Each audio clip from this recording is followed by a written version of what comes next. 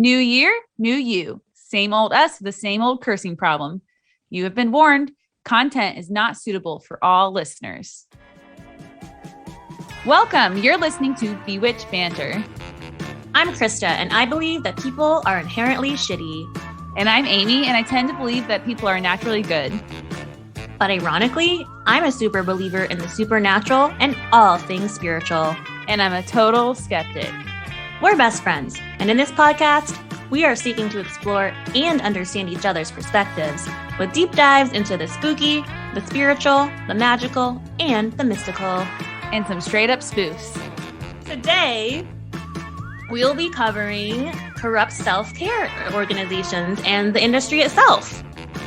Yay! I'm excited to. I really don't have any idea what you're going to be covering, so I'm excited to hear this. Yeah, well, thankfully, it all came from an article that you had shared with me, so I'm praying you didn't read it. So, no, I didn't. I just skimmed it really quick and sent it your way. Good. But I thought it sounded interesting. Yeah, I loved it, and it's really a great historical context, and like there's so many things, especially with COVID and like the orangutan presidency, that like really triggered me on this. So, orangutan presidency, I like it. I love it. But first the fucking all, how was your holiday / New Year? It was awesome. So I feel like we've been so busy. Zoe and Chris came, Chris's parents. That's like my in-laws. Mm-hmm. And then Corey's family came. So yeah, a lot of family time. It was a lot of fun though. And the baby. I kind of enjoyed the cold, rainy weather we've had too lately. Oh, I'm so sad I missed it. I was very happy it rained the night I moved in, actually, New Year's Eve. It was beautiful. Like, could hear because I'm on the third floor, so I could hear the rain beating on my roof. And I was just like, all in my zone. It was perfect. I know. And we had a New Year's Eve, we had a fire. Like we got some wood and like had a fire and watched Queer Eye. I was just watching Queer Eye before this and I was crying and Corey's like, are you okay? Well, so I told my sister about your guys' plans for that. And so she did it too. And right this morning, she's like, you got to watch it. And I haven't yet because I was just busy moving in and stuff, but I will once I'm fully settled in this weekend. Yeah, it totally, the last episode I just watched made me so emotional. Oh God, I can't. I'm not ready for it. I was crying. Corey's like, what's wrong with you? Well, I thought he cries at them. He does, but I was extra emotional. I was like, this is just really hitting the feels. Yeah, so it was fun though. What about you? It was good, except for the freaking COVID scares, the plural that we had. I feel like everyone's getting COVID, unfortunately, right now. Well, so Wayne and Sam had it. Shout out because they started listening. Well, at least they started following us. And I went to dinner with them that night. Or the second night after I got in. Turns out they were so sweet and responsible. Of course, they found out that one of Sam's clients was, of course, a freaking anti-vaxxer, and he was sitting right next to her, unmasked, at this holiday party. Oh no! And so they called me up the next day. They're like, "Hey, we don't want to be alarmists here, but yeah, other than the COVID scares, it was good." I'm still negative somehow after my whole family tested positive, except my parents. So your parents thank God don't for have that. it? Mm-mm. That's good. So Zoe, when her fiance, that's my sister, had COVID, she never got it. So some people just don't get it.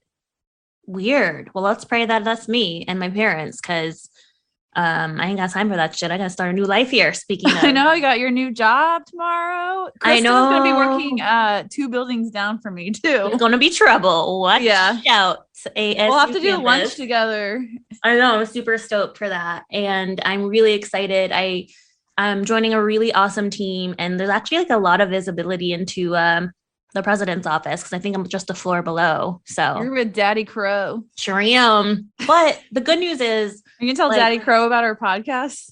Oh no, absolutely not. But my bosses know about it and they seem to love it. So, I don't know that they listen, but they love that I know how to do one, Well, Daddy Crow is the president of ASU for everyone who doesn't know. Sun Devils, which and everyone calls him Daddy Crow. I didn't know that. I thought it was only you. Oh, are you sure? Everyone. I thought everyone did. That's what Patrick told me. The Gen Z young kids call him Daddy Crow. Oh, they do? That's kind of creepy. Yeah, he's kind of, I swear those little robots that deliver food, it's him listening. Oh, 100%. And I've never seen them until recently. I had a PR event out under this cool little old like dome on South Campus by my old dorm. And I saw them running around during this event. And I was like, what the fuck? And they're like, oh, those are food robots. I was like, whoa. Yeah, I try to order food with a food robot. So I was like, I want a robot to deliver my food. No shit. Me too. But it was like but I guess they were all booked up because they only have like 8 on campus. So I was like, you're gonna have to wait 5 hours. And I was like, or I could walk across the street and get food. Well, I'm excited because those are the type of shit, like that type of, quote unquote innovation that Daddy Crow strives for is like the stories I'll be covering. So I'm really excited. I know. I'm not ready to go back to work. I feel like the break went too fast as always. Listen, I'm ready to see other humans and get myself actually dressed and be a professional. Productive. Yep. And Krista moved into a new place. I sure did. I'll give the old tour after we're done recording here. And it's so nice. Like, oh my God, it's just, I feel really blessed. I'm really lucky. And on New Year's Eve, I took a bath, a long hot bath, and with some essential oils and my music, and walked around naked already several times. It's just so lovely to live by yourself. And I forgot how amazing it was for the short period of time I did. So. Oh yeah, I guess you did live by yourself during the pandemic. I forgot about that. I was gonna say, is this your first time living by yourself? But it's not, obviously. I mean, in a real technical way, yes. For my own supporting myself way, yeah, it actually is. And I'm really happy to be doing that. So yeah, I can't wait to see it. Yeah, girl. We're recording remotely again because just to be on the safe side, since Krista had like COVID scares. Fucking COVID. Yeah, it destroys everything. Yeah, it sure does. But we're gonna do crumpets and tea hopefully next Sunday if you're down. Because I still want to do that. And then you can help me decorate selfishly. That's my not my alter ego, my alternative motive. My alternative motive, getting Amy over here for some crumpets and tea. Sounds delightful though. Over the break, speaking of tea and crumpets, I've been watching a shit ton of Ted Lasso with my mom and sister. We were binging it. A, those men are sexy as fuck. And B, it just, I like feel like talking in a British accent like all the time now. Corey loves Ted Lasso because he said it reminds him of like my family. Oh, it does? That's so sweet. Well, like being the kind of like being the only American, basically. Yeah, basically, yeah. That's what he said. It makes him. He's like, oh, he gets it.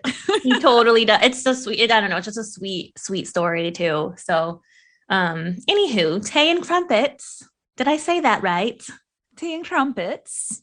Oh, excuse me. Tea time. Tea time. I'd be down for tea time in America. We should do that.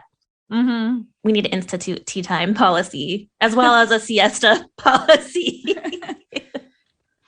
All right. So I'm excited to hear all about this because I don't really know what you're covering. Before I get into it, I know you said last time we spoke that you didn't really make any resolutions. Did you change your mind? Did you make any? Well, I want a new job. Right. So that's the goal I'm hoping early spring. I have a new job. I'm putting it out there. Yes, girl. And then, I mean, just the normal, like, I'm always trying, I'm going to do dry January. Yay, I'm proud of you. I over surpassed a month of my sobriety. So that's awesome. Very exciting. And just be healthy, work out. But that's like always a goal. I feel like I'm always regressing back to my fat ways and then trying to be healthy again. But no fatness over there. Get out of here. No, but I've been eating terrible. So I'm happy to I think my body's going to rejoice tomorrow when I finally eat like my first vegetable. Oh my God. Well, what did I have? Oh, fruit this morning. And it was a grape that came with my first watch. And it was bitter. My body was like, what the fuck is this? Yeah, that's probably how my body's going to react. Like, what is this? It's got nutrients. What? These? Well, it's really ironic, maybe not so much based on the timeliness, but mine is like radical self-care. That's your goal? In what way? I'm talking facial Fridays. I'm talking like, oh, I'm down. I like this goal. Yeah, like self-care Saturdays, doing nothing but whatever the fuck I want to do.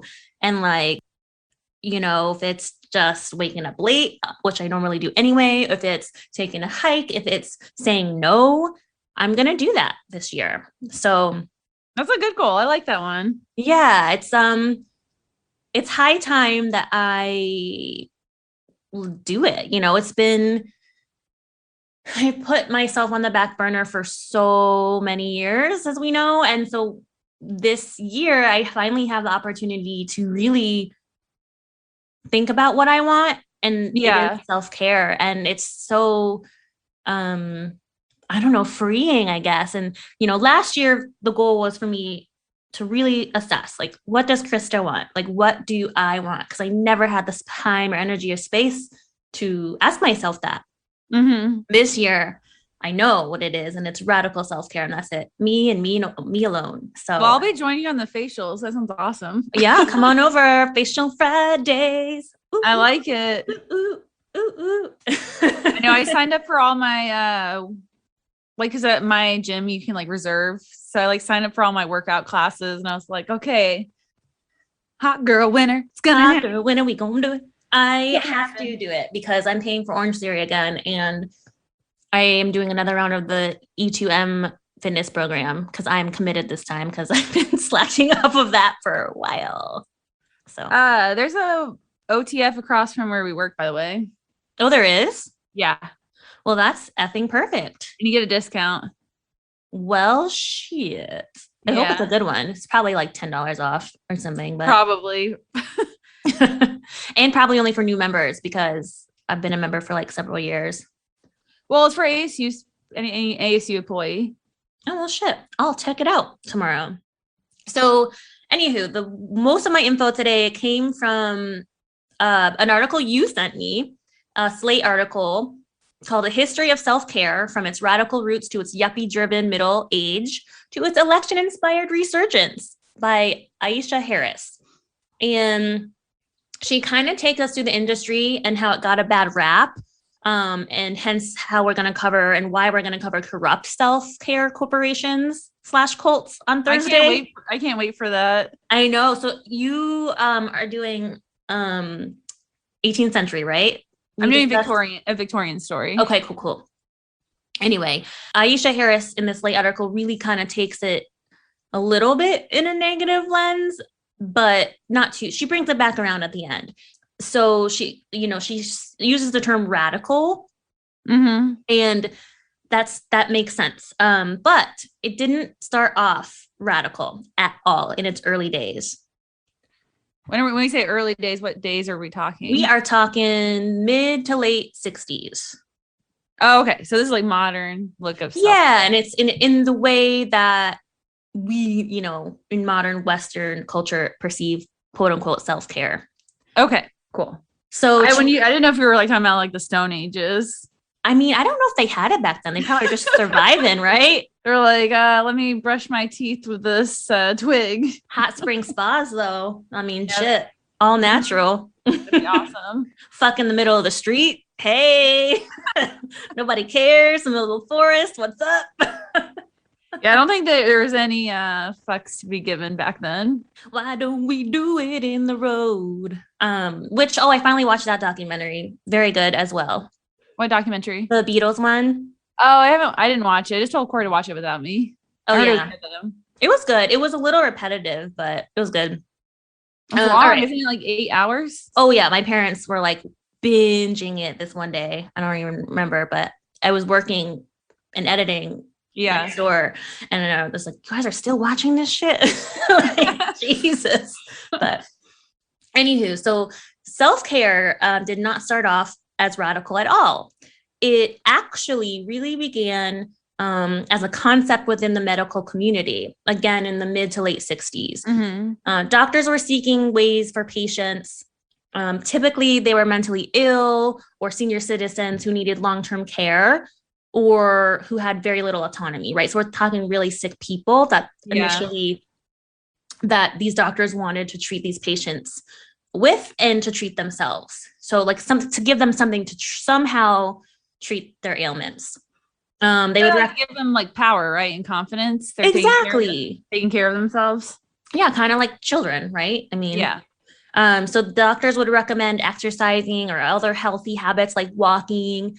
And the practices and treatments were usually still under the guidance of a healthcare professional. So they weren't completely on their own, you know, being that most of them, again, had mental illness or were older citizens, but they still had some type of like medical tie at least. Mm-hmm.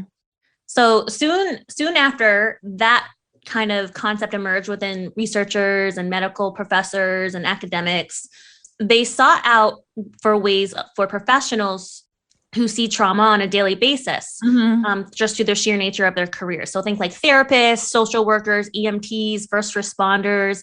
And again, I literally, I'd argue teachers, nailed it. As always, you were like always like right here in my brain all the time. I'd argue teachers too. Of course, though, this group was not considered in, you know, that early stages. Yeah. But, I mean, y'all seen some shit, God knows. Oh, fuck.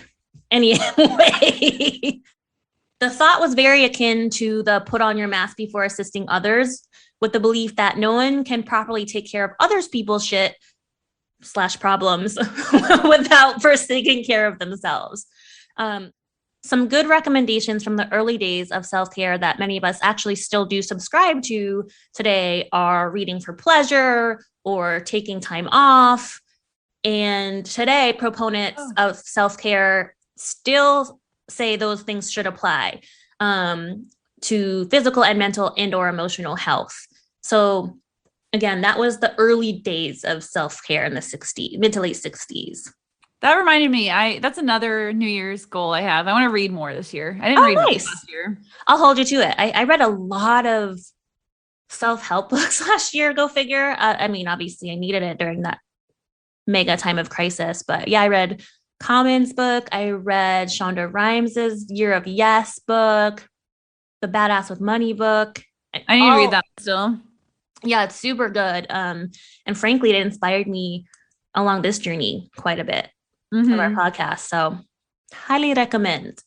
So in the same end of that early era, we move into the civil rights and women's liberation movements.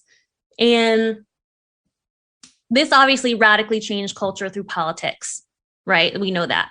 But of course, self-care became politicized because the Black community and women were trying to find their voices and autonomy through their own holistic health.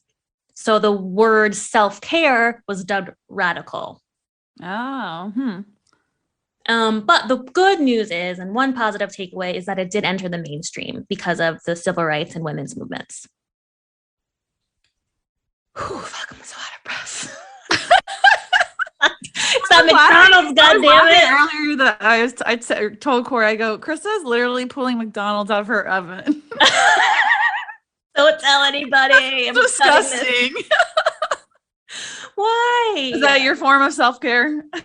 No, it's self-sabotage, frankly, but I know. I was like, she said she's pulling McDonald's out of her oven right now. I have no microwave. And actually, it wasn't bad. It was okay, but nothing's better than fresh McDonald's fries. Let's be honest. Yeah, they're amazing. Straight out the deep fryer. What'd you have? 2 cheeseburger meal. Well, you gotta go out with a bang, right? That's fucking right, man. Tomorrow, it's gonna be rough, but yeah, I'm gonna be at the gym tomorrow dying. Well, I'm doing, so the E2M thing on the fitness plan, it does detox week, which is no artificial anything, no sugar, no nothing. So do you have withdrawals? I probably will this time around. I remember I did Whole30 with some people and I felt fine, but the 2 other girls said they had like migraines from the sugar withdrawal. When did you do Whole30 again? Well, I didn't do it all the way. I did it for like 18 days and gave up. When did you do that? For your wedding? Before my wedding. Oh, okay. In January. Well, hey, you stuck with it for mine, thank God. Yeah. Never again. No, fuck no. I joined Weight Watchers PS. Oh, cool. I'm doing it WW. too. Yeah, I'm doing it. I'm excited. Found a plan when I was getting my Yeti. Actually, there was a package on digital, like a digital package at Best Buy of all places, for $69 for 6 months. That's really good. Yeah, so go. And I should quit and rejoin. I know. That's why I was like, well, fuck, I'm gonna add that to my cart. So anyway, so that's my form of self-care, though today does not count. No. Hey, tomorrow. You gotta ease yourself in. And it's gonna be like a slap in the face when Monday comes. Oh my God. Everything for me tomorrow, but that's fine. I don't have to be at work till 10, they said. So I'm like, all right. All right. So we're talking about the 60s the civil rights movement and the women's lib movement. And during this time, obviously, the cultural climate was incredibly turbulent. And much like it really became during the 2016 election period and still is now, as we know, through COVID. So as tensions in that time frame continued to rise, the Black Panthers gained political capital and power.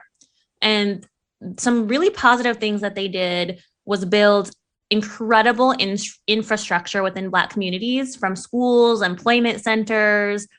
And they also made huge strides within medicine and holistic health for the Black community. Self-care became prominent and paramount for Black people, and especially women, as a direct counter to the incredibly, as we know, very biased white male-dominated medical institution that had failed them for centuries, and frankly, women too. But people of color and women saw self-care then as a way to take back their medical autonomy and overall health. And of course, the feminine movement took so many other political strategies and ideas from the civil rights movement. But a really inspired quote that Martin Luther King said really resonated with me personally. And so if it resonated with me on like that soul level, I can only imagine how the Black community feels about this. He said, quote, "Of all the forms of inequality, injustice in health is the most shocking and the most inhuman," end quote. And that cry from Dr. King really became the rallying cry for the Black Panther Party to build that healthcare infrastructure. So they built free community and social service programs across the country. Cool.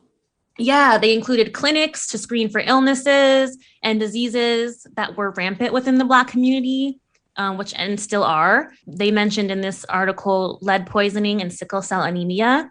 And I believe those are still pretty prominent in people of color, especially.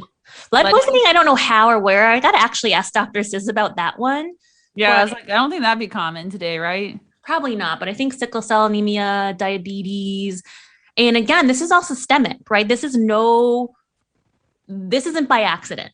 This is all because of the systems that were built against people of color. And it's disgusting, especially healthcare. It's ironic because my sister, as you know, and everyone else should by now, is a doctor. And she and I were talking over the holiday season about COVID, and just like how there's been more and more research, medical research that she backs up as a doctor, that Black people have so many underlying illnesses like diabetes, sickle cell anemia, because of the trauma, centuries ago trauma as being enslaved people, and that DNA actually holds onto those traumas in your cell, and it transforms from generation to generation, or transports from generation to generation. And so, like I said, there's been actual studies now that doctors are researching. It's not because Black people are inherently, by their DNA, have diabetes or more prone to these diseases. It's because of this trauma that they experienced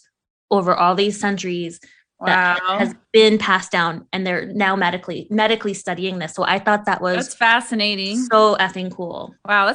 I believe it. I mean, but that's really crazy. They can even like prove that. I didn't go into depth how they did, but the fact that she's saying that out loud to me as a medical physician is like pretty cool, because obviously she's all about science and prove it to me, right? Yeah. That's really fascinating though.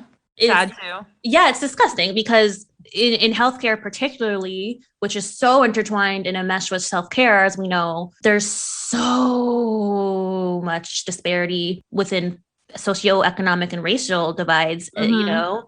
And again, that's not by mistake, that's by design, and it's disgusting.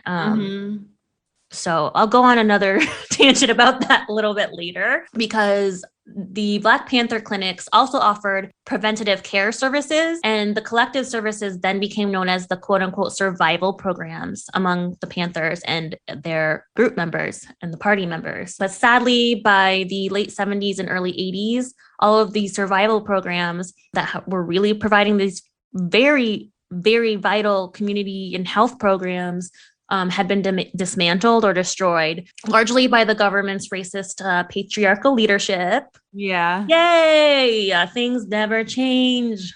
Some things never change. And also, unfortunately, some infighting within the Black community. So all those programs, again, got dismantled. Did you know they did that beforehand? I didn't. That the Black Panthers did that? Yeah. I didn't. I knew they did like radical political things, but I didn't know they did really helpful like social work, essentially. Yeah, I didn't know they did that either. It's cool. Pretty incredible. But of course they got taken down just because, God forbid, Black people A, have guns, and B, they have guns in front of the Capitol. Fucking A. Okay. We're not, you know what? It's 2022. We're going on a positive direction, Krista. We're gonna go. Radical self-care. Radical self-care, which means not taking on others' problems or traumas. Got to handle my own first. So here we go. So we're into the early 80s now. And by this time, again, all of the Black Panthers programs had been kaput, and a more niche, quote unquote, wellness trend took over. Wellness was more about providing improved quality of life than it was the basic needs, was surviving these medical ailments and diseases as the programs the Black Panthers had built up. So it was less about just getting through this treacherous system and more about improving life.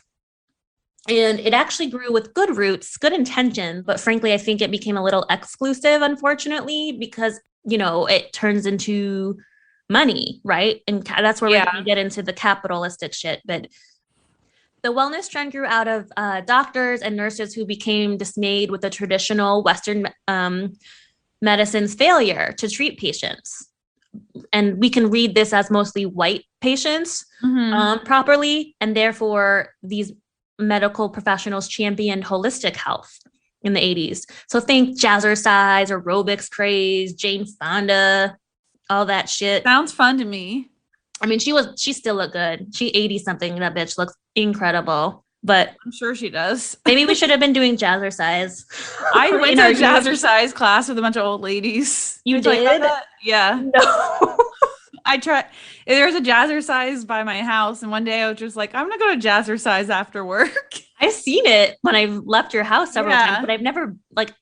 They were fit. They were like jumping up and down. I was like, dang, these old ladies can move. Listen, I hate at the gym when old ladies are like, frankly, heavier folks are like killing it, and I'm like dying. I'm like, fuck, if they can do it, I can too. I was like, I can't jump like this, and they can. What? Oh my God.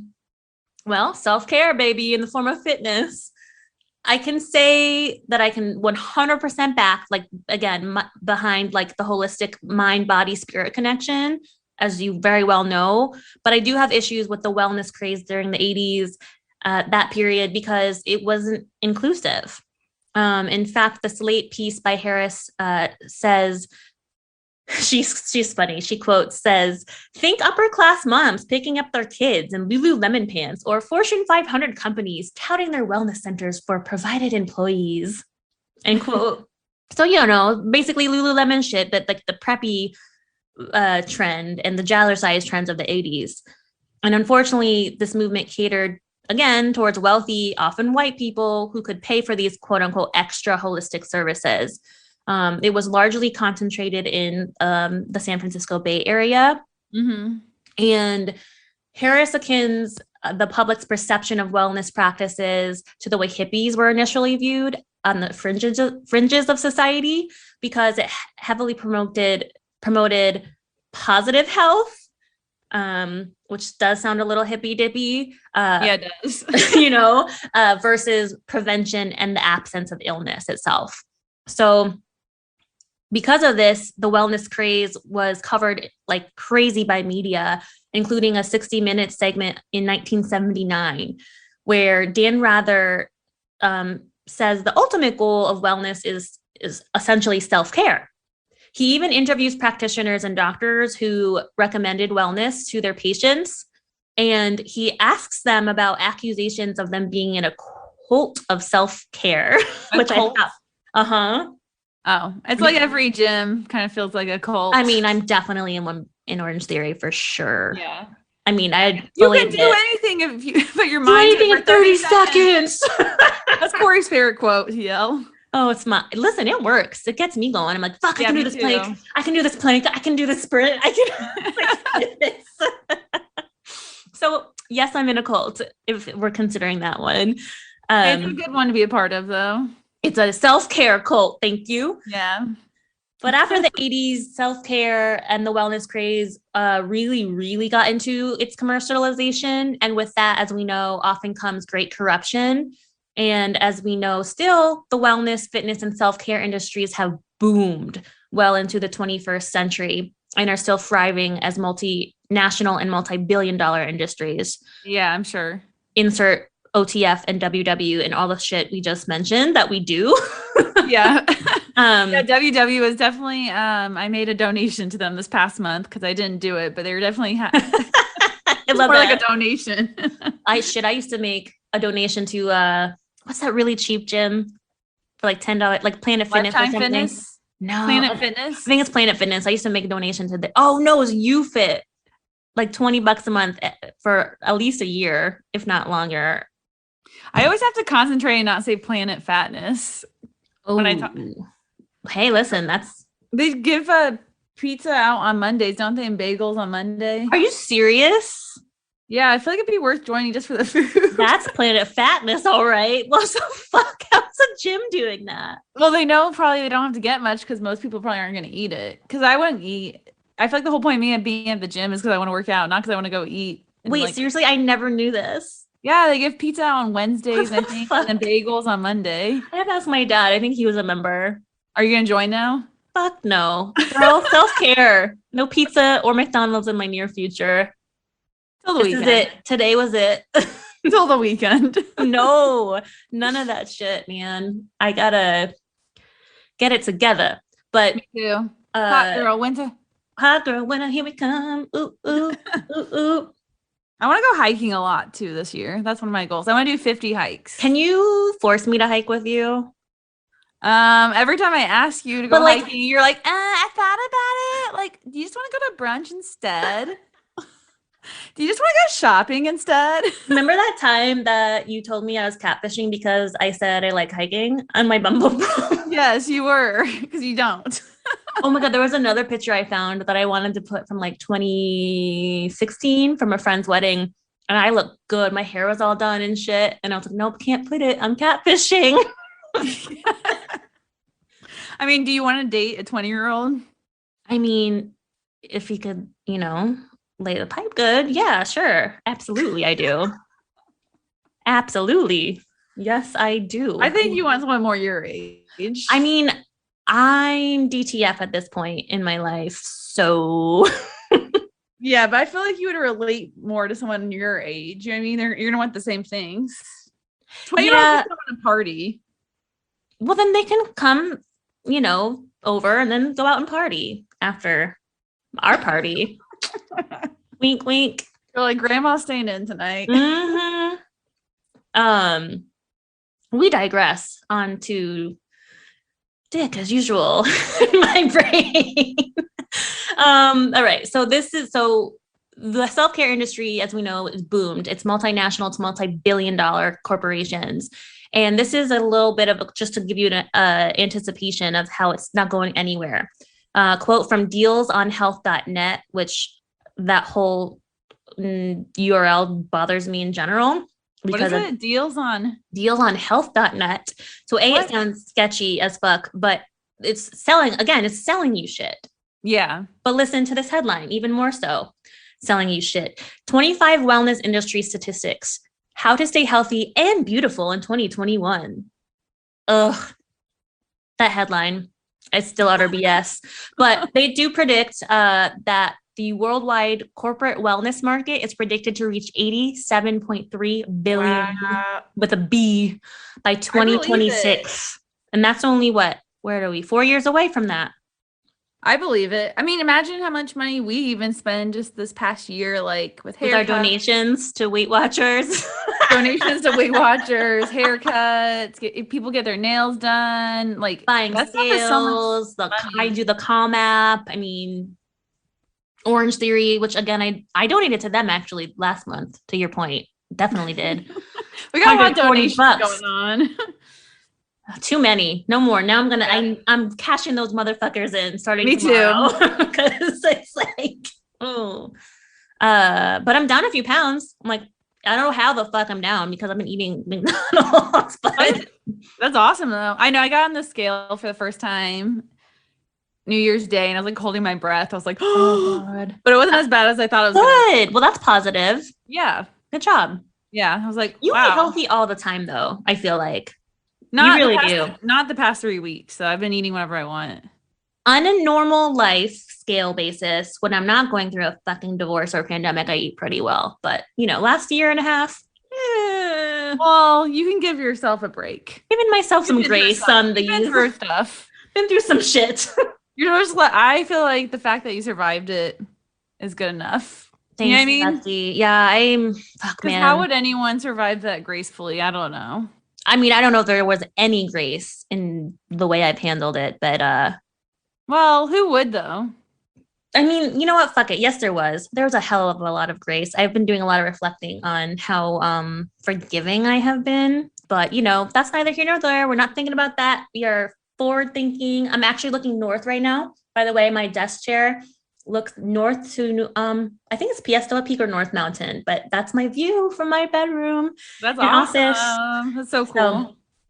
So, going up that goddamn mountain and beyond. And it said I burned 600 calories when I did it. Damn. It's good. Yeah, it was hard work though. It's like a stair climber the whole time. Oh shit. It's not fun. You can't bring dogs either. Oh, you can't? Yeah. Your enthusiasm seems to be going down. I was like, well, about that ask of you to make me go hiking with you. We'll do a better hike. I like there's other hikes around there that Dreamy Draw is good. Yeah, I love Dreamy Draw. Yeah. It's like closed until the end of this year, I think.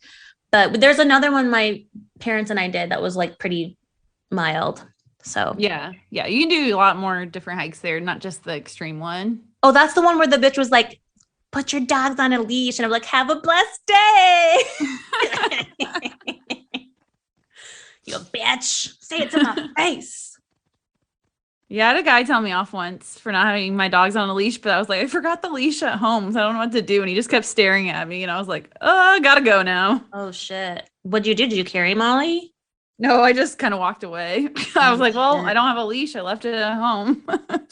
Oops, I did it again. Brittany's free. I know, it's awesome. Good for her. Also, did you know Katy Perry has a residency in Vegas? No, but we're going to Vegas at the end of April. You are? Well, yeah, because Corey's family's going. Oh, for the draft, I guess, where you like watch. Oh my God, that sounds so fun. Can I invite myself? Yeah, and we're supposed to go, and I really want to go see the Blue Man Group. No, fuck that. I told you they scare me. No, it's so cool. You would love it. No, I'm out. You would love it. Nope. I'm good. I will see Katy Perry and or other shows, but I would love to see Katy Perry too. Anyway, yeah, I didn't know that. And I was like, wait a minute. It's all because Brittany got kicked out of hers or quit. Well, she doesn't want to sing anymore. Oh, good. I hope she stays well. Speaking of wellness in 22. You got this, Brittany. You got this. You can do it. Listen, she's been through that. I can get through shit too. I can get through some shit. You will. It'll be a good year. It will. I don't know. I'm looking forward to it. Honestly, I know it's so like cheesy new year, new me bullshit, but like, I don't know. I'm so ready to, like I said, like now I've answered the question, what do I want? Now I'm going to go do it. And I'm so excited to do it. I'm excited for you. We got to get back on Bumble. We'll work on that later. But later. Yeah. I got to do this Project Me first for a minute, and then we'll get into that. No more catfishing though. 2022. Oh man. All right. So all that said, I think it's pretty clear that I believe that wellness and healthcare in general, in my very humble opinion, is a basic human right and should be provided and accessible to everyone. And it should not be unattainable or unreachable like it was in the 80s and often still is to this day. Well, they also say, like in low income neighborhoods, that sometimes it's like a food desert. Like they don't have any grocery stores where they can go get healthy food. So that's like another way people can't do like self-care, because if you can't get like healthy food for your family, like, and maybe they don't have like the means for the transportation to go to other places. Yep. When I was at United Way, that was a huge topic. And we worked with communities to build the trust, obviously, but B, to build community gardens and to teach people how to make their own and grow their own food instead of having to go to the fucking bodega and buying hot Cheetos and fucking Tampico or whatever the fuck. That was one of I really wanted to do a garden, but maybe I'll do that next year. Oh, that's a good goal. I'd help you with that. Yeah. Because I want to do one on the side of the house. I think that'd be awesome. Well, that'd be so nice. You should do it. I'll help you for sure.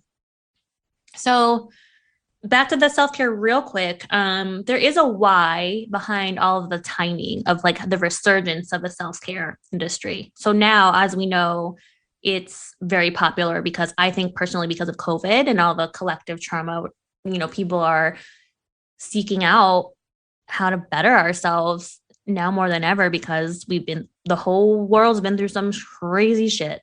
And we had to stare at ourselves on Zoom for a whole year. Oh God. I remember some days I'm like, I don't want to see what I look like. Can't even. I actually read, because we've been on Zoom so much, a lot more women are struggling with confidence issues. Oh, interesting. Because think about it, before the pandemic, how much would you look at yourself on a camera? But with Zoom, like you got to wake up every day, look at the camera all day. And they said that women are now struggling more because of that. Holy shit. I wouldn't even think that. Yeah, it makes sense though, because you are looking like it's not natural to look at yourself. Like in real life, you don't sit and stare at yourself, or if you do, you're. Well, then you're a narcissist, but yeah, you might really love yourself. I mean, if you do, seek help. That's kind of weird. We know some of those in our lives, don't we? Yeah. Oh Lord, and they're not female, but hey. I know. I used to have a boyfriend in college, and I told him I never would compliment him because he had like a God complex. I was like, you love yourself enough that I don't need to compliment you. That's sick. Yeah. Ew. Yeah. Done with that shit in my life. Nope. Goodbye. Goodbye. What is it? Swipe right or swipe left? Swipe left, and swipe right is let's fuck. Oh, okay. Like, let's do this. Which, P.S., I did a ton of swipe rights and messaging the other day because I was bored and like kind of getting sad. And it's like the best distraction. Dick is the best distraction ever. But like, none of them fucking messaged me back. So on to the next. What? None of them. At least five. Like happy almost New Year Bumble messages. And on 0. So they're lost. They're lost, bitches. Mofos. Homies. All right. So, okay, let me wrap this up. I swear to God, I'm almost done. So again, right now we're in the midst of COVID still 2 fucking years later, almost. Harris, again, in the Slate article, from the Slate article, writes that we typically see a rise in self-care and wellness during times of massive and political and cultural instability. Again, the civil rights movement and the women's lib movement to COVID to now in the presidential election of orangutan. The time this article was written was April 2017. So very close to the orangutan presidency or shortly after his inauguration. Yeah, it's just a few short months after. his inauguration. At that time, Harris also says that, quote, self-care officially crossed over into the mainstream. It was the new chicken soup for the progressive soul. The week after the election, Americans Googled the term almost as often as they ever had in the past. Many of them simply wondered, what is this thing? Mm-hmm. Months later, others still wondered where it came from, end quote. There is psychology behind it. And Professor Natalia Melman-Petrezella is an assistant professor at the New School. And she said that 9/11, obviously a very traumatic event for the world, it also led to a rise in studying PTSD. And this collective global trauma had psychiatrists expanding their criteria for those who could be, quote unquote, diagnosed with PTSD. So for the example of 9/11, you know, we experienced trauma just by watching them fall. Yeah, that was a horrific day. And I just got chilled, my whole body just now. Oof, still vibrations right now. Obviously, that was bad for, think about like how old we were, right? I was a freshman in high school. You were probably 8th grade. Yeah, I remember the day it happened. I was wearing a shirt with the Twin Towers on it. Stop it. Yeah, because I just went there a month before. Oh my God, I have a are you serious, James? You never told me that. Yeah, me and my family went to the top. It was like a month before it happened. Oh so my God. Yeah, it was really ironic. I was wearing the shirt that day. Holy shit, girl. Whew. No, I never knew that story. And obviously, you know, I know people who are on the plane and one of the planes, and tangentially, I didn't know the person, but through 6 degrees, and then parents of a lot of classmates worked there. So wow. Anyway, obviously very collective trauma for all of us, but I always go back to, like, speaking of self-care, like how that shaped us and our worldview as adults now in our 30s. And like, that's the world we grew up in. Like, how fucked up is that? That's what we came to know as normalcy, you know? Yeah, but I also feel like, man, like I can't imagine being a kid today with COVID. We didn't have to worry about that, thankfully. Yeah, that's true. Like these kids, who was I talking to? Oh, one of my new professor colleagues. I met up with her just to go over curriculum stuff, and she was saying how scared Gen Z is of everything, especially of COVID, and like they're just like paralyzed in fear. And like, I mean, yeah, I mean, I understand. You see it every day. I mean, what you do. But anyway, that's my mental health tangent on PTSD. I think for our generation, apparently, according to this article, like we didn't think of self-care really as much until these type of traumatic events happened. So we had interesting. I could see that. Unfortunately, though, like so many people still see self-care as selfish or self-indulgent.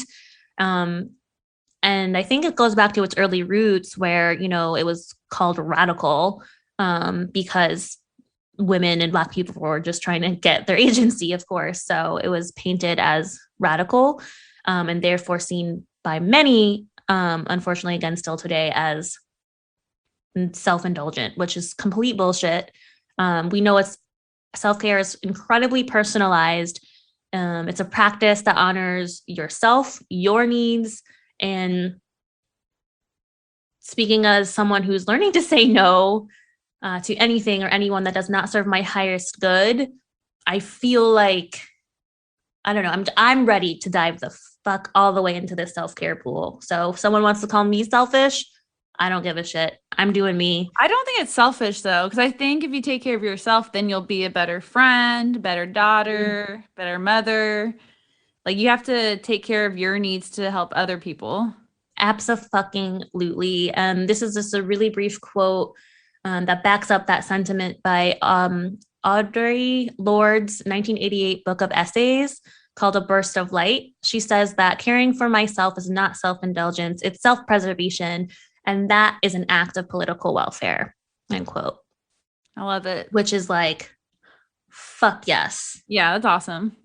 And then one final thought, kind of into what you were saying again, is like self-care is really caring for the community and others, because you exactly can't help others if you can't help yourself. And this is a final thought from Harris of the Slate article. She says, quote, caring for the self and caring about society actually can be interconnected. After the past few months, more people have become aware of this fact than ever before. And I would argue, because again, this was written in 2016 after orangutan presidency, those few months, people were aware of self-care. Now, again, with COVID, everybody's going nuts for the old self-care, and why not? Let's do it, because clearly these healthcare and wellness systems have failed us. And I'll go on another tangent, but they want us sick, they want us ill, so we continue to buy all this shit that they're selling us. That's and it's like, well, you hear all those like stories about like, I don't know, people are like, oh, I was taking 10 types of prescriptions and medicine, and then they change their like diet, and then they get off all the pills. And it's like looking at more like, I don't know, I feel like our healthcare is like we don't really do preventative care very well. No, we don't. And that's a whole other systemic issue with insurance and drug companies and corporations. Yeah. So anyway, the good news is, I think that people are waking up to the fact that we are in control of our own bodies and our minds and spirits. And, we got to do the work ourselves. It won't be just handed to us in a silver package like they claim it will be on TV. So, well, yeah. And like self-care is like not always a pretty thing. You know what I mean? Like I feel like they make it seem like, oh, let me get my nails done, that's self-care. But it's more like making the hard choices sometimes. Like, absolutely. Saying no. Saying no. Not spending a lot of money. You know what I mean? Like doing all this stuff, like the hard stuff. Not drinking in my case, and it's been the best thing I've ever done. It's been really difficult, but I've never felt better. And that's awesome. I feel it's so corny, but I feel like I'm awakening to, I don't know, this person that I was always deep down. And I just can't wait to get to know her even more. And that's so cheesy, but like I'm really ready for this year. So I'm proud of you. Proud of you. And I'm grateful for you, honestly. I done a lot of meditation over it. And the shit I sent you yesterday about like best friends, I'll post it on our IG too, but like it's true. Mm-hmm. Oh. I loved it. Well, thank you. Love you. Love you too. Oh my God, what a mush fest. I know. We're like gross. Too mushy for you. For me, I'm all into it. But anyway, that's what I got for you. I loved it. I'm excited to do the stories. I think those will be a lot of fun. Yeah, I'm excited to hear what the hell they did back then. I'm scared, but it's weird. Oh no. It's really weird. But it's fascinating. That's why I chose. Yeah. Okay. And then you're doing Goop, right? Oh God. Yeah. It's funny. So one of the books I wasn't reading it, but I was audibling it, How to Quit Like a Woman. And so good. But she actually mentions Gwyneth's bullshit in there as, it talks all about self-care and proposes the woman and the powerful and this and that.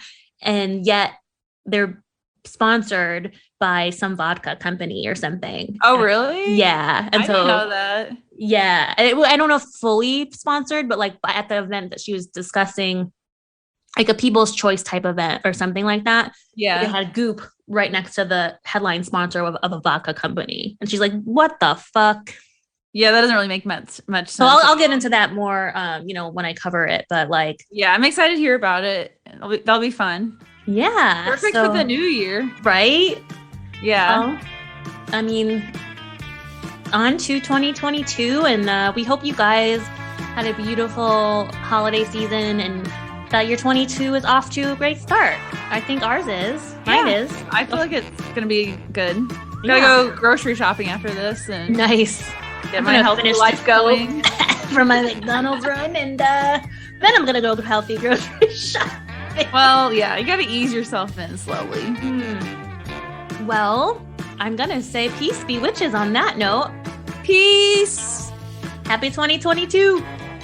Cheers.